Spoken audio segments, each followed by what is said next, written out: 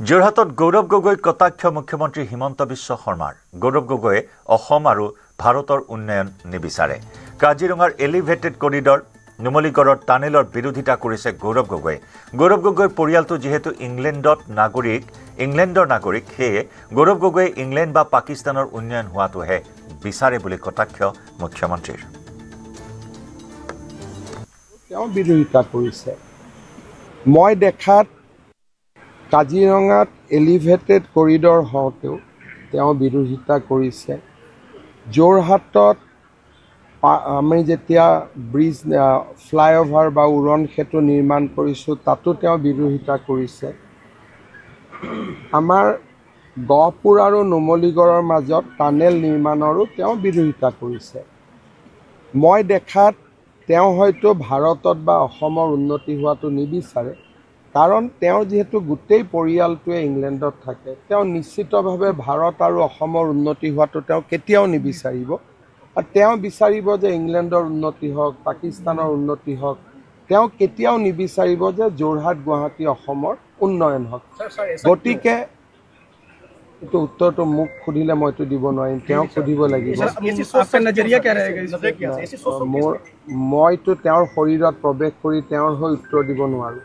গতিকে উত্তৰ তেওঁ দিব লাগিব তেওঁ চিঠি লিখিছিলে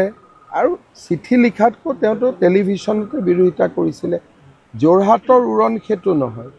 গোটেই উজনি অসমৰ ডেভেলপমেণ্টটোকে তেওঁ বিৰোধিতা কৰি আহিছে ইমান দিন ধৰি এই গোটেই ব্যৱস্থাসমূহত তেখেতে বিৰোধিতা কৰে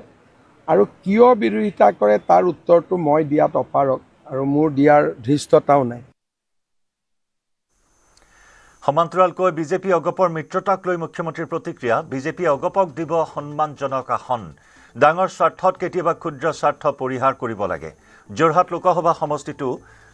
এখন দুখন আসন অগপক এৰি দিব বিজেপিয়ে 17 মাৰ্চত প্ৰকাশ পাব বিজেপিৰ প্ৰথমখন প্ৰাৰ্থী তালিকা আমাৰ অসমত অসম গণ পৰিষদ দলৰ লগত আমাৰ মিত্ৰতা আছে আৰু সেই দৃষ্টিভংগীৰে আমি এখন সন্মানজনক সংখ্যা যিয়ে নেকি আঞ্চলিক ৰাজনৈতিক দলটোৰ প্ৰাসংগিকতা ৰাখে সেই ধৰণৰ সন্মানজনক আসন আমি ভাৰতীয় জনতা পাৰ্টীয়ে অসম গণ পৰিষদক দিবই লাগিব সেই ক্ষেত্ৰত স্বাভাৱিকভাৱে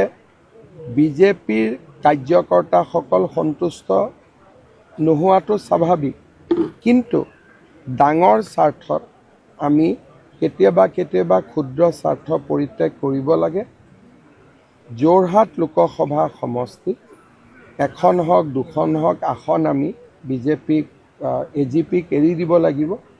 কিন্তু কোন দুখন বা কোন এখন আসন আমি এৰি দিওঁ তাৰ বিষয়ে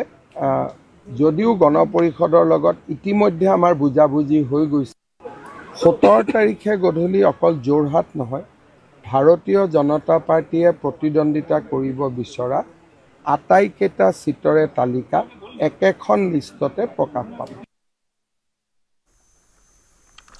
নুমলীগড়ত বন্যহস্তীৰ আক্ৰমণত এজনৰ মৃত্যু নুমলীগড়ৰ বুঢ়াগোহাঁই ঘাটত শোকাবহ ঘটনা মৃত লোকজন ৰাজীৱ গোৱালা দোকানৰ পৰা সামগ্ৰী ক্ৰয় কৰি ঘৰলৈ আহি আছিল লোকজন বন্যহস্তীয়ে অতৰ্কিতে আক্ৰমণ কৰে লোকজনক ঘটনাস্থলীত উপস্থিত বকিয়াল খণ্ড বন কাৰ্যালয়ৰ বনকৰ্মীৰ দল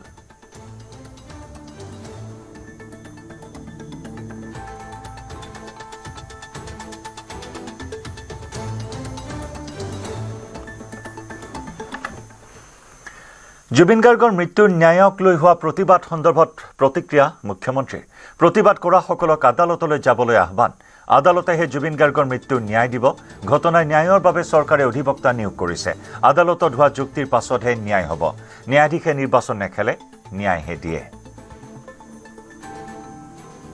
আমি ন্যায় কোনে দিয়ে ন্যায় কোৰ্টে দিয়ে আৰু কোৰ্টেতো ইলেকশ্যন নেখেলে মই কৈছোঁ কি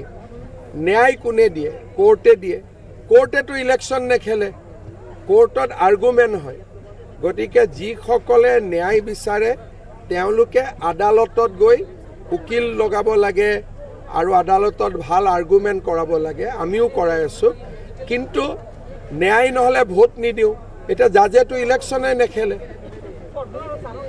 তো জাজে ইলেকশ্যন খেলে নেকি ক'ব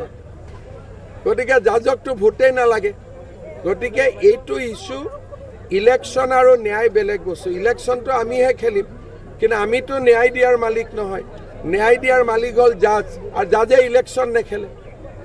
জাজে ইলেকশ্যন খেলিলেতো ময়ে প্ৰথম ভাল পালোহেঁতেন